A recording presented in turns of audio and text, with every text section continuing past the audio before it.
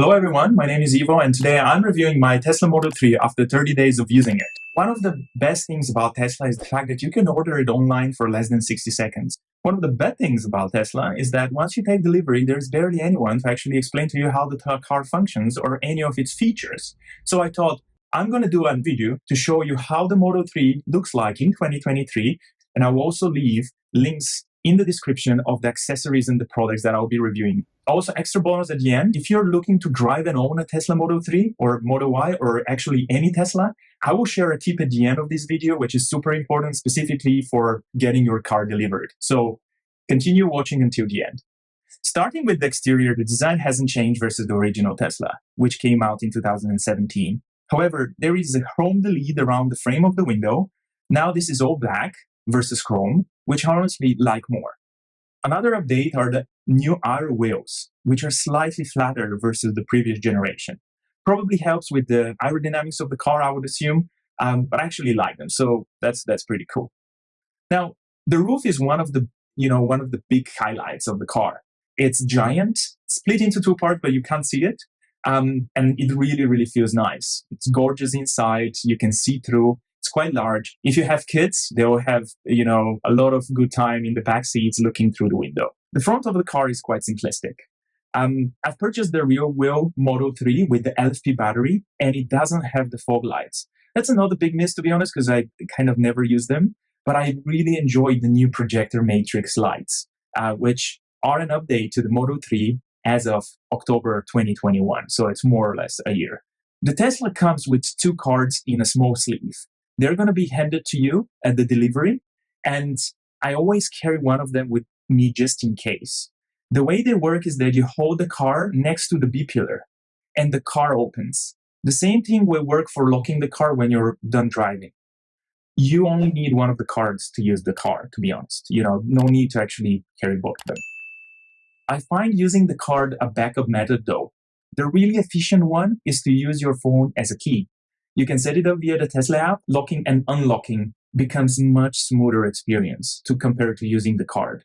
As long as your phone has a battery, so I would really suggest make sure that you charge your phone on time and keep one of the cards with you at all times, just in case. You never know. Going to the back of the car, the trunk is large enough, but the opening is quite limited. So if you're buying or considering using the car for traveling with kids, it might be quite small for you. So I would actually consider the Model Y if you have kids and if you want to travel long distances.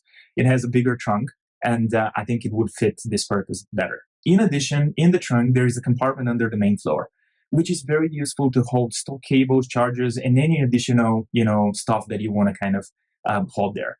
So there is a little bit more space. Also, there is a light, making it easy to use at night. So in the trunk, you have lighting, so you can use it at night. It's quite useful. The trunk closes with an automatic gate button. I love it. At this price point, it's normal though. You expect it for a premium car that it has an automatic trunk gate. That's completely normal, nowadays. On the other side of the car, there is the frunk. It opens via the app or inside the car. Then you lift the gate manually. There is space for a small bag. Also, you can find here the wiper wash with liquid. Now I want to talk about the tires. They're quite important, especially for me living in Germany. Honestly, seeing all the snow nowadays and ice, they are more important than we even think. I bought the Soto 03 from Pirelli, which are recommended for the Model 3 in the winter. I'm super satisfied, and I would suggest for everyone to get them. They're made for higher speeds and ensure high grip for the cold weather, especially when you have ice and snow on the road. You can find the link in the description below, and I can say the price is very good. The Model 3 is remarkably simple. The dashboard is clean, and there are no buttons. That is all making for a minimalistic feeling when you get in the car. There is one big screen which controls everything. Underneath, you have two wireless charging ports, which I truly love. This makes it so much easier to actually charge your phone, leaving your phone there are no cables, just simple. The store compartment is large, and to call out, even in the base model, there is a light inside. Then you have two cup holders, which are great, but I would recommend getting an extra accessory which stops any cups from moving or splashing your coffee while you drive. You can find the link in the description below. There's a large additional space under the armrest, which also holds some extra adapters and plugs if you want to use them. It's quite handy. So you can put a cable inside and use it with a different adapter. One of the things I truly enjoy is the steering wheel. Although looking simplistic, I believe this is one of the best I've ever tried.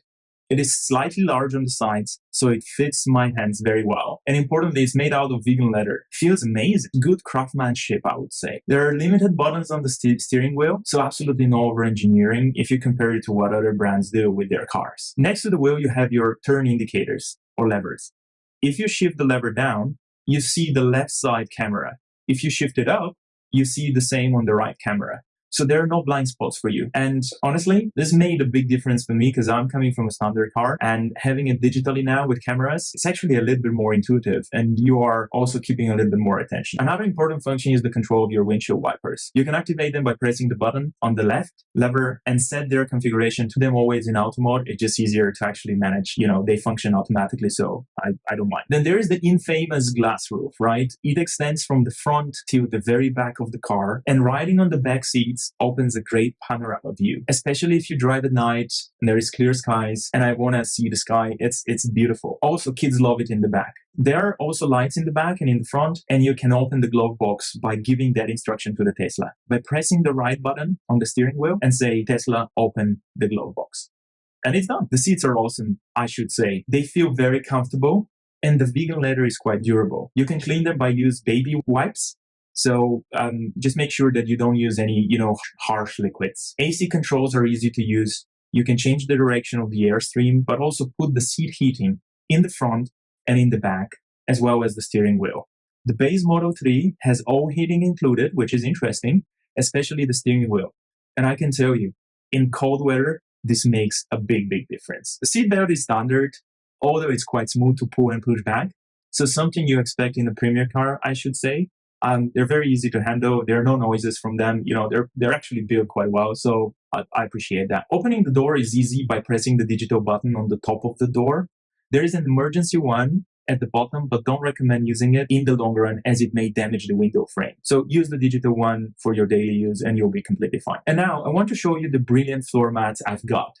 This is me fitting them in the car. It took me 3-4 minutes, to be honest. Super easy. They're all made to fit. They're very durable for daily use. The trunk, the back seats, the front seat, and the front all fitting perfectly well. You can buy them by following the link in the description below. I've tried many of these, and these are the best ones. And not to forget, they're made out of recycled plastic in Germany, so quality is really good. Now we go into the digital functions of the screen. I'll walk you through them high level and do another video for an in-depth review. We start first with the controls. Here you can change the settings of the car, lights, locking the doors, the wipers and mirrors.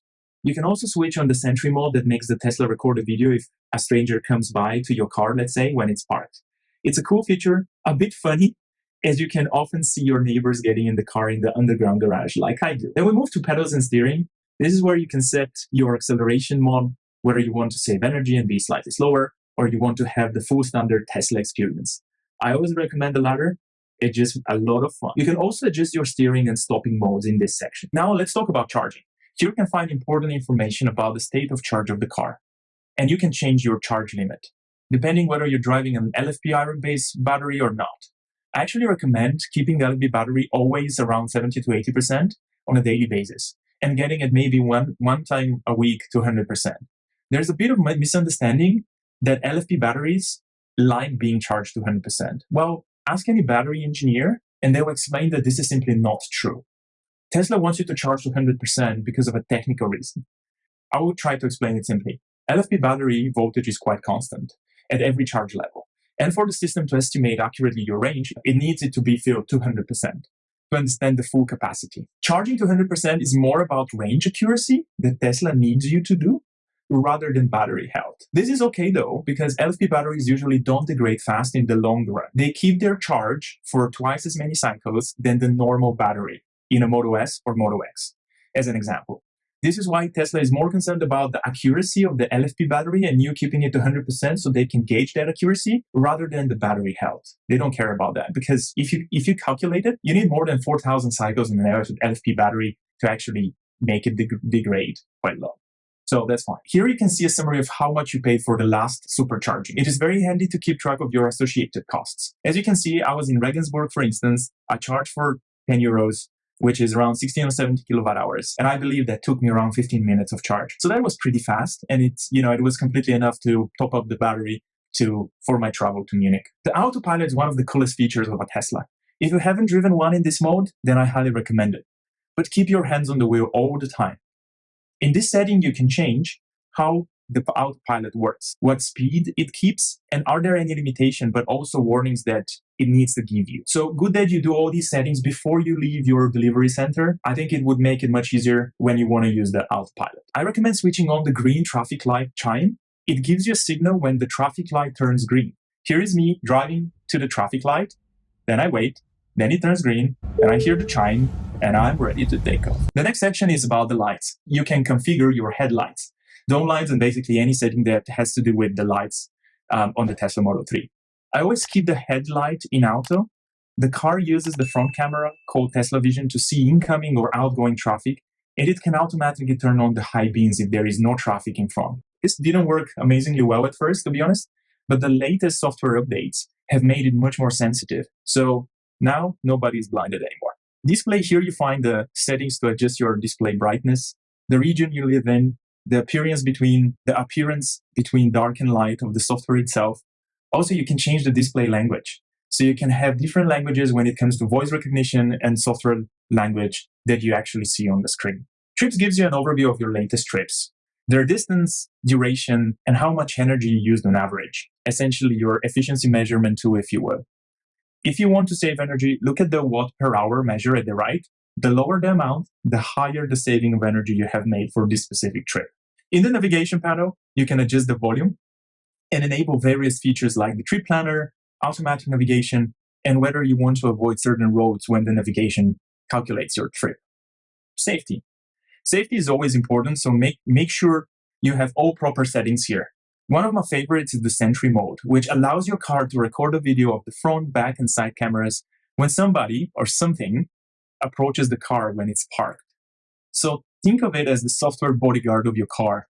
If anything happens to the car, you get a recording on the USB stick, which is located in the glove box, and then you can see it. It's quite useful, because especially if somebody bumps in your car, or for instance, there is a vandalism, you can use the footage to identify the people involved. Great function. Then we move to service. In the service section, you can see the tire pressure, and I know mine is yellow. I'm sorry, so I need to check it, but it's completely safe for now. It's not too far off. It's just the cold temperature that makes the pressure decrease. And I can say that's just how physics work. Here you can find the digital version of the owner's manual as well. You can set the car in the washing mode. Let's go to the software.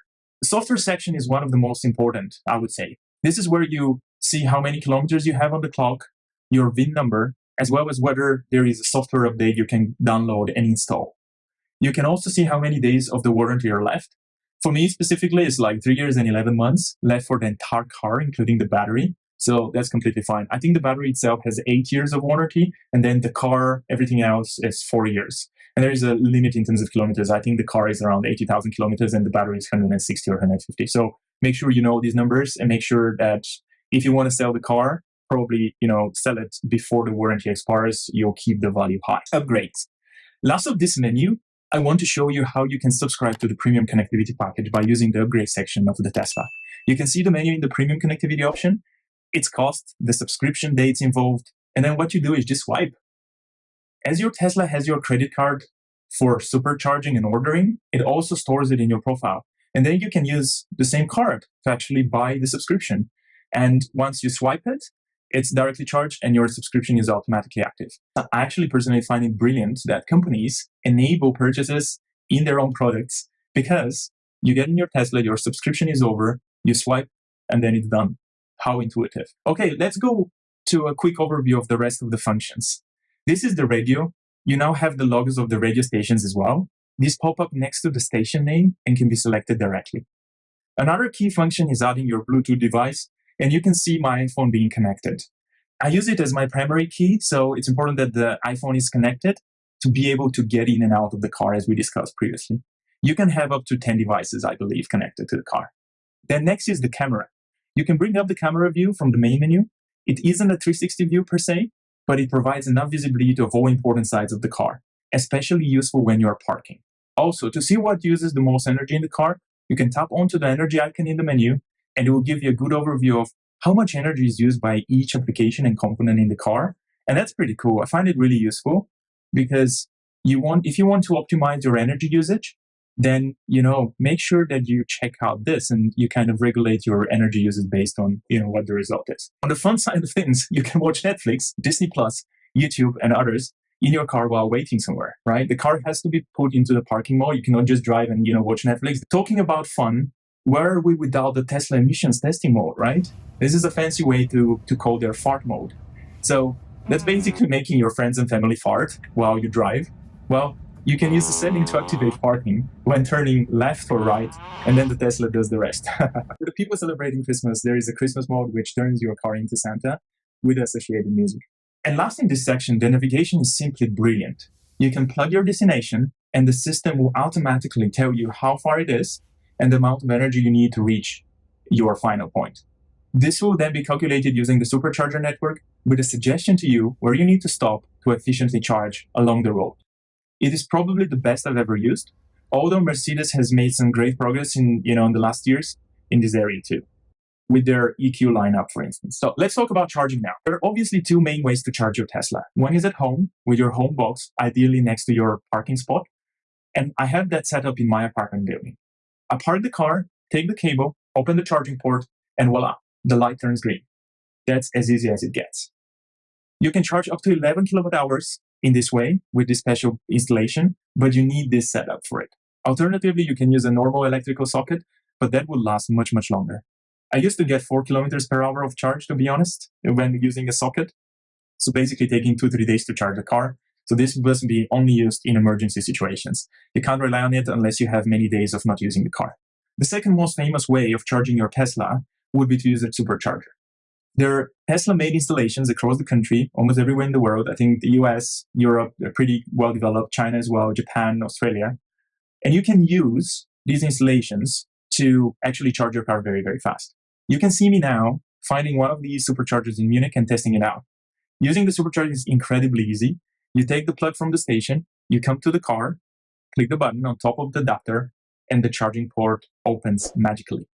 The car starts charging once the light changes to green, and this happens in a few seconds as long as you have your credit card set up in your Tesla profile. It is so intuitive. This is what I call a superior customer experience. In the car, you can see the speed of charge, the amount of money you pay for the charging session, and the state of charging. With a supercharger, you can charge up to 150 kilowatts for the base Model 3, which I have. That's completely enough for me, to be honest, given I use the supercharger only for longer trips. I have my home charging set up, and that's completely fine. So I don't have to go to the supercharger on a daily basis. Actually, it's not recommended because that would degrade your battery slightly faster, not too much faster, but slightly faster than usual. So you want to charge, usually you want to charge slow on a daily basis, as slow as you can for the purposes that you use your car for. In my view, the app is very easy to use and you can get all the information you need at a glance. In the main screen, you can see the car, its current status, whether it's charging or not, and also you can see the charging limit, which I have set to 70%. This means the car will charge up to 70% and then stop. The key, you can set up your car key with your phone, which we discussed earlier in this video. For the initial setup, you need to be in the car to do so and use one of the key cards. Then you can open the car without carrying the cards with you anymore. So it's very, very handy. Then we'll talk about the controls. Controls give you the ability to control the car remotely by opening the front, for instance, the trunk, or unlocking the charging port if required. You can also unlock the doors. I use this feature often when I want to quickly get the charging cable out. For instance, I'm getting out, I'm going to the underground garage, click on the app, I open the car, and then it's done.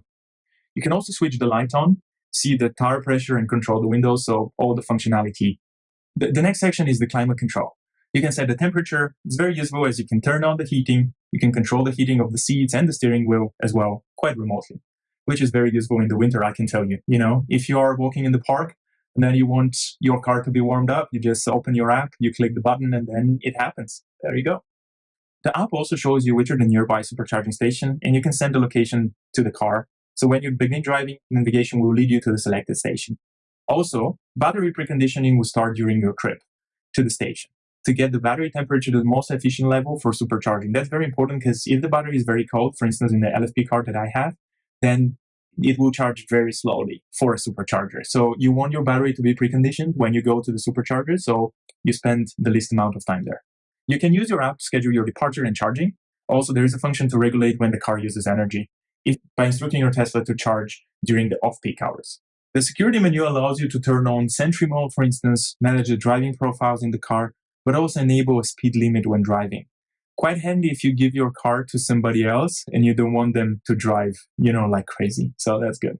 One of the very cool sections in the app is the charging statistics, because that gives you an overview of the money you have paid for charging your car since you have it, and also comparing it to a petrol equivalent. By doing this, you can see the amount of money you have saved by driving a Tesla. One note here, given the electricity prices are quite high now, this saving amount is quite low. So probably the lowest it has ever been. So keep in mind, still positive, but it would have been much higher if the electricity prices didn't double, for instance, in Germany. The app uses a preset of the price to calculate the cost and savings. And you need to know what you pay at home and set that before it can give you the saving amount. While the supercharger price is provided by Tesla based on the amount of energy you have used while supercharging. There can be a slight fluctuation between supercharging stations, so keep that in mind. Some stations, for instance, in Austria would be slightly cheaper than Germany. Tesla has to pass on the cost of electricity to the customers, but also make certain markup on that. So prices are different. The next section is the upgrades. Here you can purchase various software upgrades, like the enhanced autopilot or the full self-driving capability. I find the basic autopilot enough for me, given I like the process of driving myself, and the base autopilot does the job brilliantly for what I need. I would do another video to talk about this, but overall, it's brilliant. In the app, you can also buy accessories in addition to software upgrades. It is truly an online shop. Tesla is trying to sell you everything from backseat covers for your dog to new alloy wheels. So, amazing business case. It's great. The last part of the app is the service section. This is the part where you can request a service appointment with Tesla if needed. I did that for changing my winter tires back in November, and you can see the record of this happening. Now, let's talk about how you drive a Tesla. I can say this is incredibly easy. And to start with, you just need to press down the right lever to set the car in driving mode. Then you can see the change in the display that the car is ready to be driven. Then just press slightly on the pedal and move forward. Put the car in reverse, press the lever up, and gently press the pedal again. The car will start moving back, and you'll see the side and back camera on the display. Keep in mind, the car will start making sounds to warn any people in the vicinity that the car is reversing. Let's talk about Autopilot now. To engage Autopilot, you just need to press twice on the right lever while driving, then two blue lines will appear next to your car on the display. This means Autopilot is engaged. You need to keep your hands on the wheel at all times, otherwise the car will disable Autopilot. It is also advisable to keep your eyes on the road, so make sure that you're active, you're not passive when you engage Autopilot. Overall, driving a Tesla brings a lot of joy. The quality of the ride has improved in the last few years, together with the quality of the car itself. My Model 3 is 30 days old and feels completely new, obviously. I love the acceleration, I love the handling, and I want to leave you for a few seconds just to hear out the noises of the car while you're driving on the road. Everything seems perfectly well assembled together. Hear it out.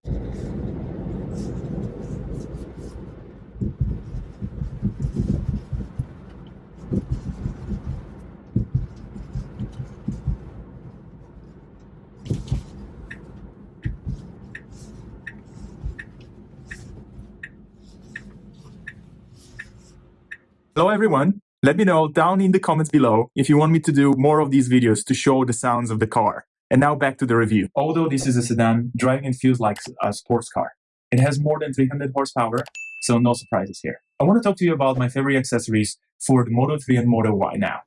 So the first one is the screen protector. It comes with a frame to install, and it's super easy to set up. And it comes with a cloth so you can clean your screen before installing the protector. You can purchase now through the link below in the description. Also, I recommend you buy the cup holders that I show now, because once I drove my Tesla, accelerated instantly, and my coffee went around the whole car. So these holders keep the car clean by fixing the cups in place. You can also find a link in the description if you want to check this product out.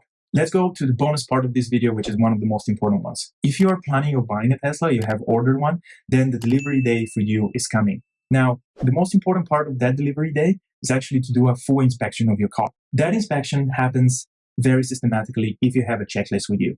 You will find very detailed checklists that I provide to you for free. So use that list, print it out, bring it with you on the delivery date, and I hope your car comes without any problems at all. But if there are, these checklists will help you address them.